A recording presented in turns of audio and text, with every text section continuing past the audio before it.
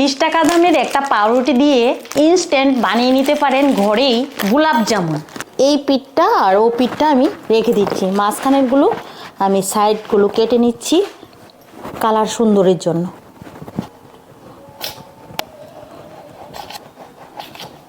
এগুলো দিয়ে bread crumbs বানিয়ে নিতে পারবেন, ফেলবেন না কিন্তু।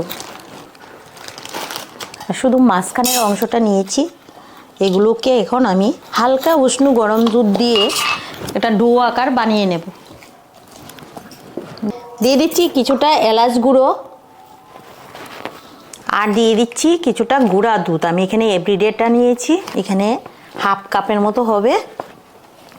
খুব ভালোভাবে একটা স্মুথ ডো বানিয়ে নিতে হবে। একটা পাত্রে আমি শিরাটা বানিয়ে নিচ্ছি গোলাপ জামের জন্য। এখানে দিয়ে দিচ্ছি 1 বাটি চিনি আর দিয়ে দিচ্ছি এই বাটিরই 2 বাটি জল। যতটুকু চিনি নেবেন এর 2 ডাবল জল দিতে হবে। শিরাতে দিয়ে দিচ্ছি 3টা এলাচ আর দিয়ে দিলাম কিছুটা কেশর। এই ডোটা আমি মাখিয়ে 10 মিনিটের মধ্যে রেখে দিয়েছি। এখন দেখুন না শক্ত হয়ে গেছে, তাই হাতের মধ্যে কিছুটা ঘি লাগিয়ে নিয়েছি। এখন ছোট ছোট মিষ্টি শেপ দিয়ে নেব। এরকম আকারে বানাচ্ছি, এগুলি ফুলে আর একটু বড় হয়ে যাবে।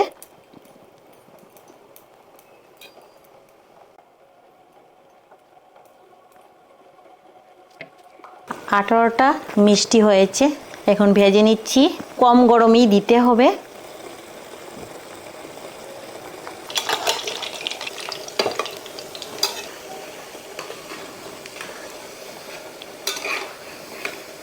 যেহেতু গোলাপ জাম এরকম কালার হলেই শিরাতে দিয়ে দিতে হবে। শিরাটাও আমার ফুটে গেছে ভালোভাবে। এভাবে 20 মিনিট ফুটিয়ে নিতে হবে। 20 মিনিট হয়ে গেছে, দেখুন ফুলে বড় বড় হয়ে গেছে। বাচ্চাদেরকে এইভাবে বাড়িতেই বানিয়ে দেবেন, খেয়ে খুব সন্তুষ্ট হবে। শিরাটার মধ্যে এরকম আরও যদি 20 মিনিট বা আধা ঘন্টা রেখে দেন তাহলে আরও সফট হয়ে যাবে ফুলে। দেখুন কতটা নরম হয়েছে। শিরাতে রেখে দেবো আমি আরও 1 ঘন্টার জন্য। খাওয়ার জন্য এখনও পারফেক্ট, কিন্তু আরও কিছুক্ষণ সময় রেখে দিলে আরও ফুলে যাবে। দেখেন ভিতরটাও শিরায় টইটুম্বুর। আরও যদি কিছুক্ষণ রেখে দিই তাহলে আরও ফুলে যাবে।